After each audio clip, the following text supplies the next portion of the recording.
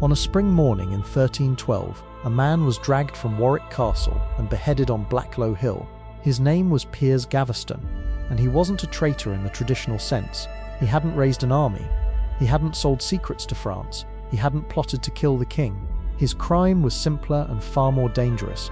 He had the complete devotion of King Edward II, and in medieval England, that kind of intimacy was a political weapon that could destroy kingdoms.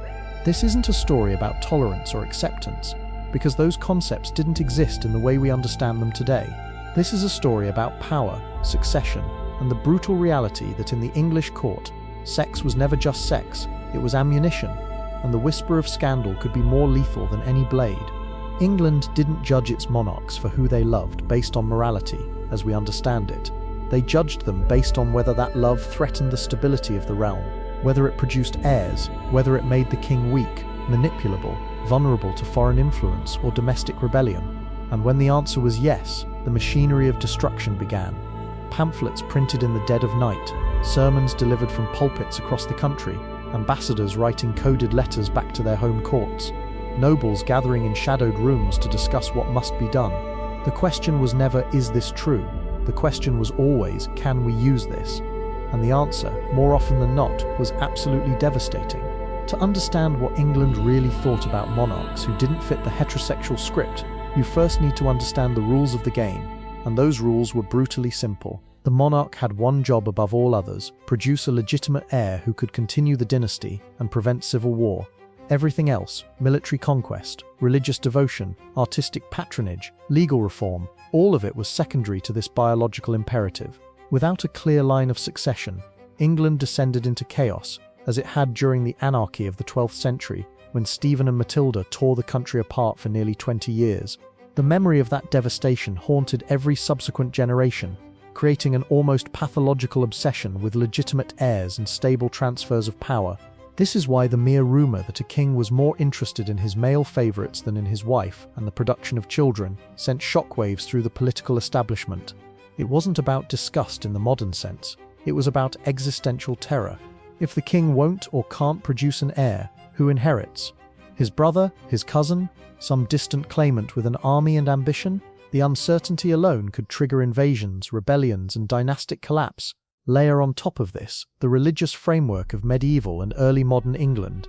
Sodomy wasn't just a sin, it was a crime punishable by death, at least in theory, though prosecution was rare and often politically motivated. The Church taught that any sexual act not aimed at procreation within marriage was sinful, but sodomy held a special place in the hierarchy of transgressions. It was the sin of Sodom, the act that had called down divine fire, and its presence in the kingdom could, according to contemporary belief, invite God's wrath upon the entire nation through plague, famine, military defeat, or natural disaster. This created a convenient tool for political enemies. If you wanted to destroy someone, you didn't need proof of wrongdoing in the modern legal sense. You just needed to plant the suggestion that they engaged in acts that threatened both the succession and the soul of the nation. The double standard was staggering. What happened in private, behind closed doors, in the royal bedchamber, or in the apartments of favourites, could be ignored, dismissed, explained away, as long as it stayed private and didn't interfere with public duty. But the moment it became public knowledge, the moment it was whispered in taverns and written in pamphlets and preached from pulpits, it became a political crisis that demanded response. This is the machinery that destroyed lives, ended reigns, and shaped the course of English history for centuries. Edward II became king in 1307 at the age of 23. Inheriting a kingdom his father Edward I had spent decades strengthening and expanding. He was tall, physically strong, and by all accounts handsome, with the Plantagenet good looks that ran in his family. He should have been the perfect medieval king, a warrior, a leader, a man who commanded respect through force of personality and military prowess. But Edward had a problem, or rather, England's nobility thought he had a problem. And in politics, perception is reality. His name was Piers Gaveston, a Gascon knight who had been brought to England as a young man and placed in Edward's household when they were both teenagers. The relationship that developed between them was immediate, intense, and all-consuming. When Edward became king, one of his first acts was to recall Gaveston from exile. His father had banished the favourite, recognizing the danger he posed, and shower him with titles, lands, and wealth. Gaveston became Earl of Cornwall, a title usually reserved for members of the royal family. He was given control of royal castles, granted estates across England, and most importantly, given unfiltered access to the king's ear. This wasn't unusual in itself. Medieval kings always had favourites, trusted advisors who wielded enormous informal power. What made this different was the nature of the relationship and how publicly Edward displayed his affection. Contemporary chroniclers, who had every reason to exaggerate for dramatic effect, nevertheless paint a consistent picture. Edward and Gaveston were inseparable, sharing meals, sharing chambers, sharing everything. The king gave Gaveston gifts that belonged to the crown, including jewels and ornaments that had been his father's. He elevated Gaveston above the greatest nobles in the land, men whose families had held power for generations, whose ancestors had fought at Hastings and signed the Magna Carta. And those nobles, led by Edward's cousin Thomas of Lancaster, were absolutely furious, not necessarily because of what Edward and Gaveston might have been doing in private, though the rumours were explicit and widely circulated, but because Gaveston's influence meant they couldn't access the king, couldn't shape policy, couldn't maintain the power their positions entitled them to. Gaveston himself didn't help matters. He was witty, charming when he wanted to be, but also arrogant, mocking, and dismissive of the English barons who he clearly viewed as beneath him. He gave them insulting nicknames that spread throughout the court. Lancaster was the fiddler, another baron was the black dog. He beat them at tournaments and then gloated about it. He flaunted his intimacy with the king in ways that were calculated to humiliate them. This was a catastrophic political miscalculation, because these were not men who accepted humiliation quietly. In 1308, the barons forced Edward to send Gaveston into exile.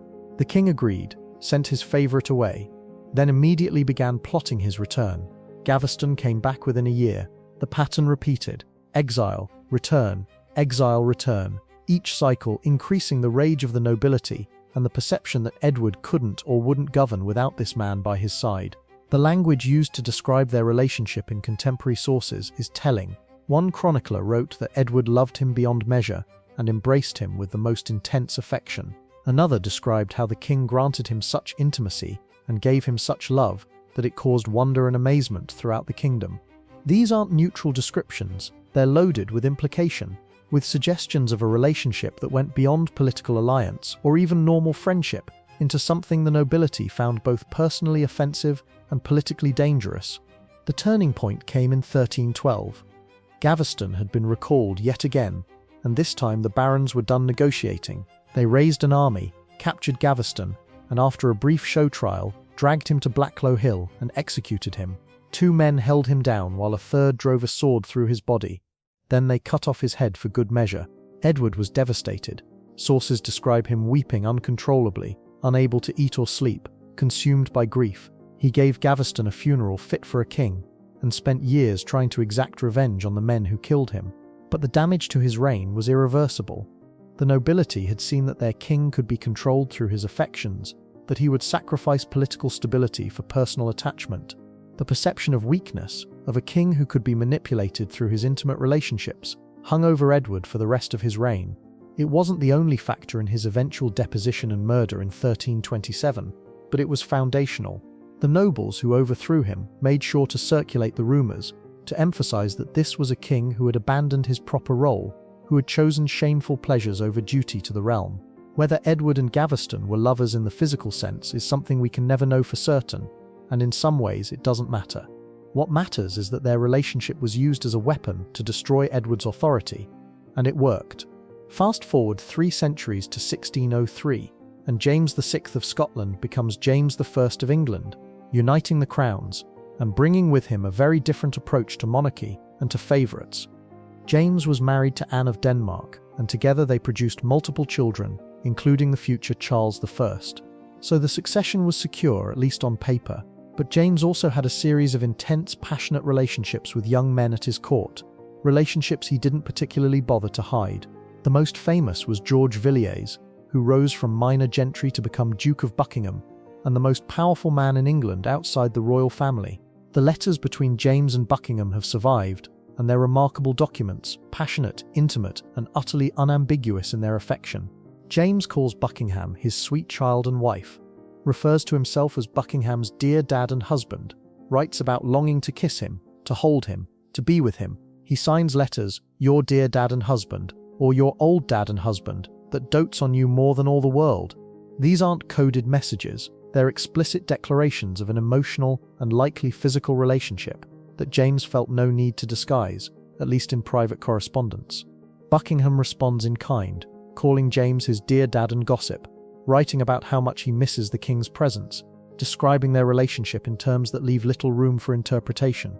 The crucial difference between James and Edward is that James maintained political control and produced heirs, which gave him room to maneuver that Edward never had. But that doesn't mean England was comfortable with the situation. Contemporary observers were scandalized, amused, and deeply cynical about what they were witnessing.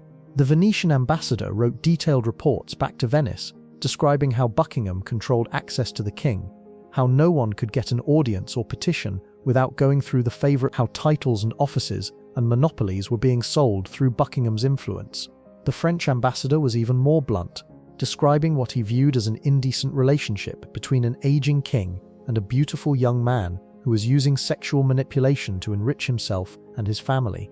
English pamphlets and ballads, printed illegally and circulated in London's growing print culture, mocked both James and Buckingham mercilessly. They didn't have to be subtle. The reading public knew exactly what they were talking about when they described the king's unnatural affections or Buckingham's rise through the bedchamber. The crucial point is that the public criticism wasn't primarily moral in the religious sense. Yes, there were preachers who condemned sodomy from their pulpits, but the real anger came from corruption, from the perception that access to power and royal favour could be purchased through sexual availability rather than merit or noble birth. Buckingham became fabulously wealthy. His family members received titles and positions far beyond what their status warranted, and the entire patronage system of English government appeared to be running through his bedchamber. This created a perfect storm of resentment. The old nobility resented being bypassed by a upstart. The merchants resented the monopolies being granted to Buckingham's associates. The Parliament resented being ignored while the king lavished attention on his favourite, and everyone resented the spectacle of a king who appeared to be governed by his passions rather than governing his kingdom. The genius of the criticism was that it didn't have to prove anything happened between James and Buckingham in a physical sense. The letters made the emotional intimacy undeniable, and the political consequences made the relationship a legitimate target for attack. When James died in 1625, Buckingham simply transferred his influence to the new King Charles I, who had grown up watching Buckingham's dominance of his father and didn't know how to break free. Buckingham was eventually assassinated in 1628 by a naval officer who viewed him as a traitor to England, but his legacy was the demonstration that in Stuart England, as in Plantagenet England, intimate relationships between monarchs and favourites were political time bombs waiting for someone to light the fuse. And then there's Queen Anne, who reigned from 1702 to 1714, and whose relationships with women became the subject of some of the most vicious political propaganda in English history. Anne was the last Stuart monarch, the younger daughter of James II, who had been ousted in the Glorious Revolution. She came to the throne after the death of her brother-in-law William III, and she inherited a kingdom at war with France and bitterly divided between Whigs and Tories, two political factions who despised each other and would use any weapon available to gain advantage. Anne's weapon of choice, or perhaps her vulnerability, was her intense emotional relationships with two women, Sarah Churchill, Duchess of Marlborough, and later Abigail Masham. The relationship with Sarah had begun when both were young, before Anne was queen, and it was characterized by an intimacy that Anne herself described in letters that have shocked historians for centuries. Anne didn't want Sarah to treat her as royalty. She wanted friendship, equality, emotional connection. They called each other by pet names. Anne was Mrs. Morley, Sarah was Mrs. Freeman. To strip away the formality of court life, Anne wrote to Sarah constantly, letters filled with affection, need, jealousy, when Sarah paid attention to others, desperate pleas for Sarah's company and approval. Whether this was a sexual relationship is debated by historians, but what's undeniable is that it was emotionally central to Anne's life, and that Sarah wielded enormous political power because of it. Sarah's husband, John Churchill, became the Duke of Marlborough and led England's armies to victories against France that made him a national hero. Sarah herself controlled Anne's household, determined who had access to the Queen, influenced appointments and policy, and grew rich on the proceeds of royal favour. The Tories, who despised the Marlboroughs and their Whig politics, began circulating rumours that the relationship between Anne and Sarah was unnatural, that it went beyond proper friendship, that the Queen was being controlled through perverse affection. Pamphlets appeared suggesting that Anne and Sarah were lovers, using language that was explicit enough to be damning but coded enough to avoid prosecution for libel. One ballad described Anne being entirely governed by her bedfellow and suggested that what happened between them in private was both shameful and politically dangerous. The brilliance of this propaganda was that it didn't have to be believed literally to be effective. It just had to raise the question, is the Queen being manipulated through her affections? Is she making decisions based on emotional attachment rather than the good of the kingdom? The answer, increasingly, seemed to be yes. The relationship between Anne and Sarah deteriorated spectacularly around 1707, driven by political disagreements, Sarah's increasingly harsh treatment of the Queen, and the arrival of Abigail Masham, Sarah's poor relation who had been brought to court as a servant. Abigail was everything Sarah wasn't: quiet, gentle, deferential, uncritical. Anne transferred her affection to Abigail, who became her new favourite, her new confidante, the person who had access to the Queen's private chambers and her ear. Sarah was gradually frozen out, losing her positions and her influence, and she was absolutely livid. She began spreading her own rumours, suggesting that Anne's relationship with Abigail was sexual, and that Abigail was using the Queen's unnatural passions to manipulate policy. The Whigs, who had previously been happy to use Sarah's influence, now turned the same accusations against Abigail and the Tories who surrounded her. Political cartoons appeared, showing Anne in bed with Abigail, while Sarah pounded on the door in rage. Pamphlets described Abigail as a low-born schemer who had seduced her way into power through depraved means. The language became increasingly explicit, with suggestions that Anne and Abigail engaged in criminal conversation, and that the Queen's unnatural desires made her unfit to rule. None of this had to be proven, it just had to circulate widely enough to damage Anne's reputation and the Tory ministry that Abigail supported. The political consequences were enormous. The Whigs returned to power. Sarah Marlborough published a vindictive memoir that painted Anne as weak, manipulable, and sexually deviant, and Anne herself died in 1714 at the age of 49, worn down by illness, multiple miscarriages, and the constant stress of being the subject of sexual gossip and political attack. Her entire reign was characterized by people questioning whether she was really in control or whether she was being governed by whoever currently occupied her bed.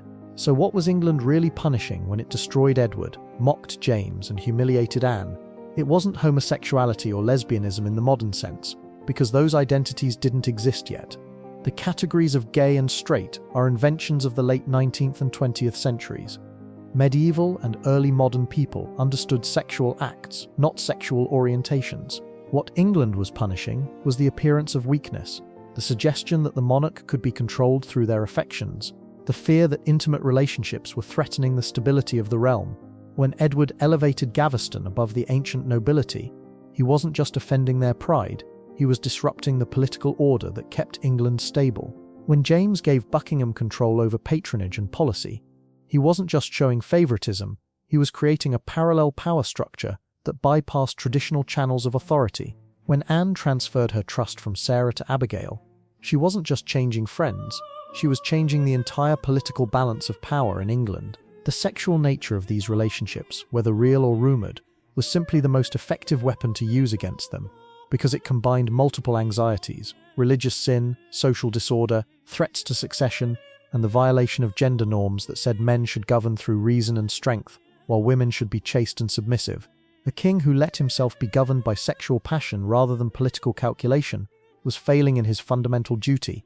A queen who formed intense emotional bonds with other women rather than focusing solely on her husband and children was violating the script of feminine monarchy. The rumours didn't have to be true, they just had to be plausible enough to justify opposition, to give rebels and political enemies a moral framework for their resistance.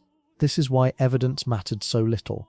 Edward's enemies didn't need to prove what happened between him and Gaveston in private. They just needed to point to the public displays of affection, the gifts, the titles, the king's grief when his favourite was killed.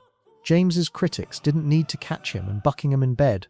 They had the letters, the monopolies, the obvious emotional dependency. Anne's opponents didn't need witnesses to what happened in her private chambers. They had the pet names, the constant companionship, the political influence wielded by her favourites. In each case, The mere suggestion of impropriety was enough to damage royal authority, and once that damage was done, it was almost impossible to repair. The genius of using sexual scandal as a political weapon is that it operates on multiple levels simultaneously. It satisfies prurient curiosity. It provides moral justification for opposition. It creates doubt about the monarch's fitness to rule, and it's almost impossible to definitively disprove.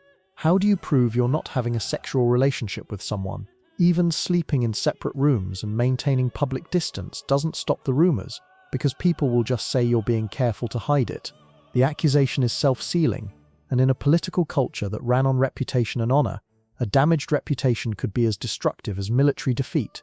England's treatment of monarchs who didn't conform to heterosexual norms reveals something fundamental about how power operated in pre-modern societies. The personal was always political, and the political was always personal. There was no separation between the monarch's private life and their public duty, because the monarch's body was the body politic. What happened to them, what they did, who they loved, whether they produced heirs, all of it affected the entire kingdom.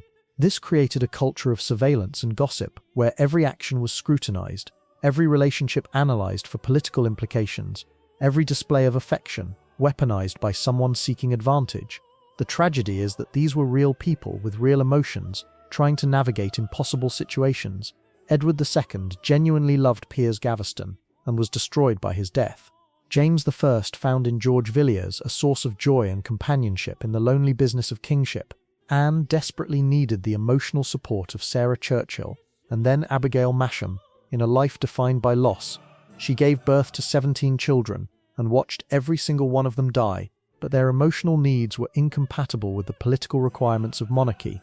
In an era when stability depended on clear succession, religious orthodoxy, and the appearance of strength, the rumours, the pamphlets, the sermons, the parliamentary speeches that used their relationships as ammunition, all of it was driven not by moral concern, but by political calculation. England didn't care what its monarchs did in private, as long as they fulfilled their public duties. But the moment those private relationships threatened stability, threatened succession, threatened the established political order, the machinery of destruction activated with ruthless efficiency. The question was never, is this true? The question was, can we use this? And the answer shaped the fates of kings and queens, decided wars, changed dynasties, and left a legacy of sexual politics that England is still grappling with today. Because here's the thing about weaponizing sex in politics. Once you establish it as a legitimate tool of opposition, it never goes away. Every subsequent monarch, every politician, every public figure has to navigate the same dangerous waters, knowing that their private life can become public ammunition at any moment. The royals who came after Edward, James and Anne learned the lesson well: hide better, control the narrative more effectively, or better yet, conform to the script so completely that there's nothing for enemies to use. But the fundamental dynamic remains. In politics, especially royal politics, intimacy is vulnerability, affection is a weapon, and the rumour of scandal can be more deadly than any army. England didn't need to prove anything about its queer royals. It just needed to make the country believe. And belief, as Edward and James and Anne learnt the hard way, is reality in the ruthless world of political power. The bodies left behind, the reputations destroyed, the lives ruined. All of it testament to a simple truth. England judged its rulers not on who they loved, but on whether that love made them weak, and weakness in a monarch was the one unforgivable sin.